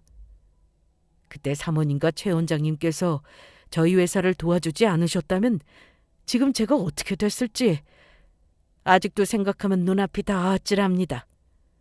저희 회사 사모님이랑 최 원장님이 살리신 겁니다. 그러니 이 돈들도 응당 사모님과 최 원장님께서 받아야 할 몫이고요. 그때는 남편이나 저나 받을 생각 없이 도와드렸던 건데 이렇게나 큰 돈을 정말 제가 받아도 되는 건가요? 그럼요. 제가 이래봬도 계산은 정확한 편이라 사모님과 최 원장님이 투자한 금액만큼 정확히 계산해서 드리는 거니 편하게 받으셔도 됩니다. 중간에 연락이 끊기지만 않았어도 좋았을 텐데 나중에 최 원장님이랑 사모님 만나면 돌려드리려고 제가 따로 관리하며 늘 준비해놓고 있었는걸요. 자식들도 부모 싫다고 버린 마당에 김 사장님께서 이런 도움 받아서 어떡해요. 정말 감사합니다. 감사해요. 그리고 사모님 자녀분들에 대해 조사해보니 자녀분들이 운영하는 회사가 자금 사정으로 많이 어려워진 것 같습니다. 초반에만 회사가 괜찮았는지 나중에 갈수록 매출이 하락하면서 지금은 거의 10분의 1 토막이 난 것 같더라고요. 그래서 그 부분을 이용하면 자녀분들을 정신 차리도록 따끔하게 혼내줄 수 있을 것 같습니다. 사모님께서 제 계획에 따라주시겠습니까? 제가 뭘 어떻게 하면 되는 건가요? 그냥 사모님, 저만 믿고 그냥 따라오시기만 하면 됩니다. 김 사장님이 말한 자식들을 혼내줄 방법은 이러했습니다. 김 사장님은 저희 자식들 회사에 투자할 목적으로 만나자고 한 뒤 그 투자를 전부 취소할 생각이었습니다. 그리고 본인의 정체를 밝히고 저희 자식들의 어떤 잘못 때문에 투자를 취소하게 된 것인지 그 이유를 설명한 뒤 정신을 제대로 차리게 할 목적이었습니다. 그렇게 김 사장님은 저희 자식들과 투자 명목으로 몇 번 만나게 되었고 저희 자식들은 김 사장님이 정말로 자신들 회사에 투자해 줄 거라 철석같이 믿고 있는 듯 했습니다. 김 사장님이 저희 자식들 회사에 투자할 마음이 전혀 없다는 사실을 모른 채요. 그래서 김 사장님은 투자 이야기를 마무리 짓는 척 투자한다는 이야기를 취소하기 위해 저희 자식들을 김 사장님 회사로 부르게 됩니다. 그리고 저는 김 사장님 대표 사무실 옆방에서 김 사장님과 저희 자식들이 하는 이야기를 엿듣게 되었죠. 김 대표님, 이렇게 직접 회사까지 초대해 주시고 정말 감사합니다. 그래서 말인데 오늘 중요하게 하실 말씀이 있다는 게 어떤 건지 여쭤봐도 될까요? 혹시 저희 회사에 투자하기로 결정을 내리신 겁니까? 마음을 정하신 거냐고요. 그래만 주신다면 정말 고마울 것 같습니다. 기회만 주시면 저희 정말 열심히 해보겠습니다. 회사를 있는 힘껏 키워서 김 대표님 은혜에 꼭 보답하도록 할게요. 제가 세 분을 부른 건 그 이유가 아니고 아무래도 저희 회사에서 투자하기가 어려울 것 같아서 그 말씀을 드리러 만나자고 했던 겁니다. 저희 회사 말고 다른 투자처를 알아보시는 게 좋을 것 같습니다. 예? 이제 와서 그게 무슨 말씀인가요? 솔직히 말씀드리면 김 대표님 회사 아니면 저희 회사에 투자한다는 회사도 딱히 없고 그러면 정말 저희 회사 끝장이란 말입니다. 완전 망한다고요. 그러니 제발 한 번만 마음을 돌려주시면 안 될까요? 이렇게 부탁드립니다. 네, 김 대표님. 저희 오빠 말이 맞아요. 저희 김 대표님이 회사에서 안 도와주시면 아무 답도 안 나온다고요. 사람 목숨 살린다는 셈치고 제발 저희 좀 도와주세요. 저야 세 분이 한 회사에 투자하고 싶은 마음이야 굴뚝 같지요. 그래서 저희 쪽에서 먼저 연락을 드렸던 거고요. 그런데 이걸 어찌합니까? 저희 회사 대주주님께서 세 분 회사에 투자하는 걸 완강하게 반대하시는데요. 회사의 사업성도 떨어지고 미래성이 없어 보이신다고 하더라고요. 그 대주주란 분은 누구신가요? 저희가 만나 설득할 테니 저희를 직접 만나게 해주시면 안 될까요? 예, 저희가 만나 설득하겠습니다. 지금 비록 회사가 힘들지만 저희 회사가 얼마나 미래 발전성이 있는 회사인지 잘 설명해 드릴게요. 그러면 김 대표님 회사 대주주란 분께서도 분명 마음에 들어 하실 겁니다. 저희 회사에 투자만 해주신다면 모든 최선을 다하겠습니다. 그런데 가능하겠습니까? 대주주님 말씀으로는 그쪽 분들한테 가진 원한이 많은 것 같던데요. 저희 대주주님께서 힘들 때 그쪽 분들이 많이 괴롭히며 힘들게 했다고 하시면서 매우 분노하고 계십니다. 아닙니다. 저희들 어디 가서 죄 안 짓고 착하게 산 사람들입니다. 그러니 대주주분께서 하시는 생각들 전부 오해일 거예요. 그러니까 만나게 해주시면 저희가 직접 만나 그 모든 오해를 풀고 마음도 돌리도록 하겠습니다. 맞습니다. 모두 오해일 테니 만나게만 해주시면 저희가 얼마나 좋은 사람들인지 알게 되실 거고 그러면 당연히 저희 회사에 투자도 해주신다고 말씀해 주실 거예요. 그런가요? 그러면 안 그래도 지금 제 사무실 옆방에서 쉬고 계시는데 직접 만나고 이야기해 보시겠습니까? 정말인가요? 김 대표님께서 그렇게 해주시기만 하면 이 은혜 평생 잊지 않겠습니다. 김 사장님의 말이 끝나고 바로 인터폰으로 비서에게 이야기했고 이제는 제 차례가 되었음을 깨달았죠. 바로 김 사장님이 말한 회사 대주주로 자식들을 만날 저희 차례 말입니다. 사실 전 김 사장님에게 투자했던 돈의 배당금을 받으며 세금을 내고 나머지 뺀 금액으로 제가 살 집과 생활할 돈을 남겨두고 절반을 다시 김 사장님 회사에 투자한 상황이었습니다. 김 사장님이 저를 위해 대주주라고 말씀해 주시긴 했지만 사실 대주주까지는 아니더라도 자식놈들 앞에서 당당하게 설 어느 정도 조건은 갖춘 셈이죠. 김 사장님의 말씀으로는 제가 김 사장님의 마음에서 회사 최고의 대주주가 맞으니 자식놈들 앞에서 대주주라고 말해도 틀린 말이 아니라고 하시더라고요. 저와 제 남편이 김 사장님의 회사를 살려준 은인이라면서요. 저는 바로 김 사장님 비서분의 안내로 바로 김 사장님과 저희 자식놈들이 기다리는 대표 사무실 안으로 들어갔습니다. 그런데 대표 사무실 안으로 제가 모습을 드러낸 순간 저희 자식들은 아주 놀라 자빠질 표정을 하고 있더라고요. 엄마가 여기를 어떻게... 엄마가 여기는 무슨 일이야? 다시는 우리 앞에 나타나지 말라고 이야기했지. 그런데 몇 년 만에 기어이 우리 일하는 곳까지 따라온 거냐고. 나가. 당장 꺼지라고. 맞아.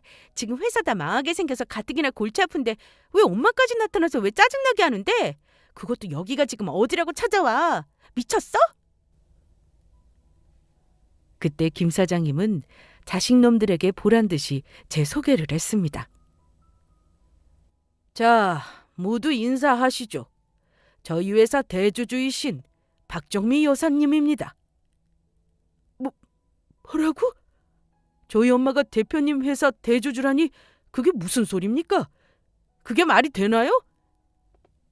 지금 거짓말 하시는 거죠? 우리가 맨몸으로 내쫓아서 저희 엄마 알거지일 텐데 갑자기 이렇게 큰 회사 대주주라니. 김 대표님 지금 저희한테 거짓말 하시는 거죠? 제가 뭐하러 거짓말을 하겠습니까? 박정미 여사님이 오늘 제가 만나기로 한 저희 회사 대주주분이 맞으십니다. 그러니 이렇게 편하게 대표 사무실에도 들어올 수 있는 거 아니겠습니까? 아니면 누가 부르지도 않았는데 대표 사무실에 들어올 수 있었겠어요? 저희 엄마가 무슨 돈이 있어서 대표님 회사에 투자를 한 대주주란 소린가요? 박정미 여사님과 부군인 최 원장님이 살아계실 때 두 분께서 같이 저희 회사에 투자를 하신 게 있으시거든요. 그 덕에 어려운 시기 저희 회사가 살아나 이렇게 성장할 수 있었고 그동안 연락이 끊겨 투자하신 만큼의 배당금을 전해드릴 수가 없었는데 최근에 만나 전해드리게 되었습니다. 그런데 거기다가 박정미 여사님께서 받으신 배당금의 절반을 다시 저희 회사에 투자하고 싶다고 하시지 뭡니까? 박정미 여사님께서는 저희 회사 대주주분이 맞으십니다. 그러면 저희 회사 투자하는 걸 막았다는 사람이 정말 엄마란 거야? 엄마, 정말 김 대표님 회사 대주주냐고? 오빠, 김 대표님 말이 전부 사실인가 봐. 엄마 입은 옷들 좀 봐. 전부 명품의 비싼 것들이라고. 그래, 내가 김 사장님 회사 대주주가 맞다. 그리고 너희 회사 투자하는 것도 내가 반대했어. 나 버린 새끼들이 뭐가 예쁘다고 니들 회사에 투자하는 걸 허락하겠냐?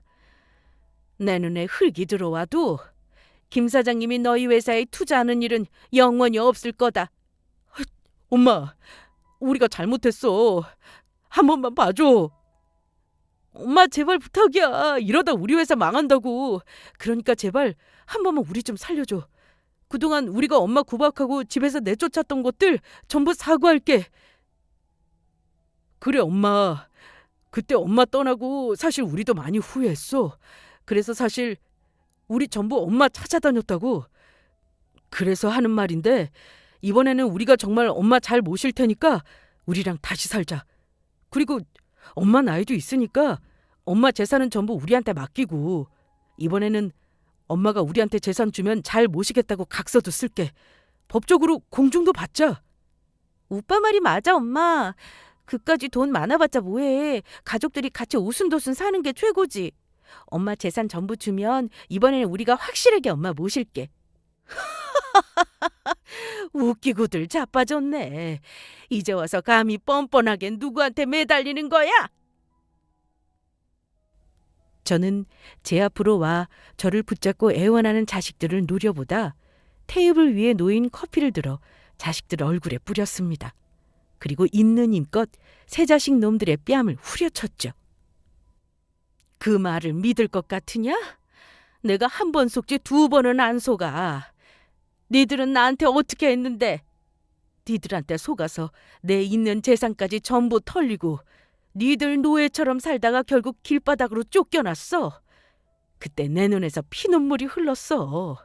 그래도 혹시나 하는 마음에 1년 동안은 전화번호도 바꾸지 않고 니들 전화 기다렸다. 그런데 뭐? 날 찾기는 언제 찾았다고 그래? 이 짐승보다 못한 것들. 짐승들도 자기 거둬준 은혜는 아는데 너희들은 키워준 은혜도 모르니 인간도 아니다. 내가 죽어서 저승에 가서 니들이 했던 짓 전부 잊지 않을 거야. 니들이 예전에 나한테 그랬지? 서로 모르는 사람으로 살자고. 그 말 내가 다시 니들한테 그대로 돌려주마. 우리 앞으로도 쭉 계속 모르는 사람으로 살자. 니들이 나 집에서 내쫓았을 때 이미 그때 내 자식들은 전부 죽은 거니까. 아니, 처음부터 난 자식 같은 건 없었다.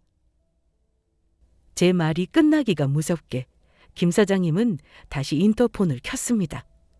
정비서, 여기 잡상인들이 들어와서 행패 부리고 있으니까 보안 요원들 불러서 이 사람들 전부 내쫓으라고 하세요. 김 대표님, 저희가 잘못했습니다. 예, 저희가 잘못했으니까 제발 저희 엄마 좀 알려주세요. 내가 미쳤다고 너희들을 도와줘? 니들은 앞으로 정신 똑바로 차리면서 살아. 먼저 떠난 최 원장님이 이 일을 본다면 아마 하늘에서도 피눈물을 흘리고 계실 거다. 도둑놈들도 아니고 어떻게 부모를 속여 있는 재산 다 빼앗고 내쫓을 수가 있어? 그게 날공덕 아니면 뭔데? 니들은 네 부모한테 강도질이라는 폐륜을 저지른 인간 같지도 않은 것들이야. 어디 니들도 네 엄마가 대주주로 있는 회사에서 쫓겨나면서 쫓겨나는 그 심정이 어떤지 뼈저리게 느껴봐. 얼마 지나지 않아 대표 사무실로 보안 요원들이 들이닥쳤고 제 자식들은 보안 요원들에게 질질 끌려갔습니다.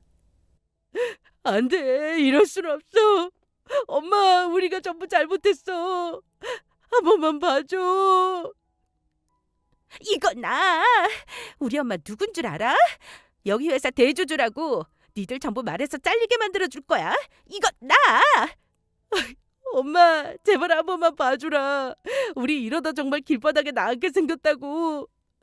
전부 알거지 된다고. 그렇게 저의 자식들은 김 사장님 회사에서 전부 쫓겨나게 되었습니다. 그 이후 자식들이 제 바뀐 전화번호를 어떻게 알았는지 제 휴대폰으로 연락해 저를 만나기 위해 여러 번 전화를 하며 며느리까지 저에게 문자를 보냈고 저는 바로 경찰에 신고했습니다. 그리고 다음 날 저희 자식들은 더 이상 저에게 접근을 못하도록 경찰로부터 긴급 응급조치 결정이 내려졌습니다. 스토킹으로 저에게 고소를 당한 것이죠. 하지만 자식놈들은 제가 고소를 한 상황에서도 정신을 차릴 생각이 없는지 저에게 계속해 연락을 하며 저의 집 앞까지 찾아왔다 다시 저의 신고로 구속영장까지 발급되어 결국 구치소행을 면하지 못했습니다. 게다가 회사 빚까지 갚지 못해 쫄딱 망하는 신세가 되고 말았죠. 그 후 자식들의 이야기를 친척들을 통해 듣게 되었는데 구치소에서 나온 후 셋 다 빚을 갚기 위해 일용직과 청소 일을 하며 힘들게 살아가고 있다고 합니다. 그런데도 정신을 못 차리고 김 사장님의 회사에 투자해 번 남편 몫의 재산이라도 저와 나눠 가질 목적으로 한동안 변호사들을 만나고 다니는 것 같았는데 이미 그 전에 제 재산까지 전부 가지고 간 자식놈들에게 법적으로도 돌아갈 돈은 더는 남아있지 않았습니다. 어떤 사람은 이런 저를 보고 매정한 부모라고 욕할 수도 있겠지만 자식들을 위해서도 전 제가 선택한 방법이 최선이었다고 생각합니다. 그렇게 당하고도 고생하는 제 자식들을 보며 가슴이 아픈 것도 사실이었지만 그럼에도 제 자식들을 이번 일을 계기로 정신을 차리게 하는 것이 더 중요하다고 생각했으니까요. 제 부모를 버릴 정도로 사람답지 않게 살 바에는 무엇이 옳고 그른지 깨닫고 고생을 좀 하더라도 사람답게 사는 법을 배웠으면 하는 마음입니다. 물론 사는데 돈이 중요한 것은 사실이지만 돈보다 사람이 되는 게 더 우선인 거니까요. 그래서 저는 죽으면서 제 재산도 자식들한테 1원 한 푼 물려주지 않을 생각입니다. 제 재산들 쓰고 싶은 데 쓰며 좋은 곳에 전부 기부해서 다 쓰고 딱 1,000만 원만 남겨놓고 떠날 생각입니다. 제 장례식 비용으로 말이에요.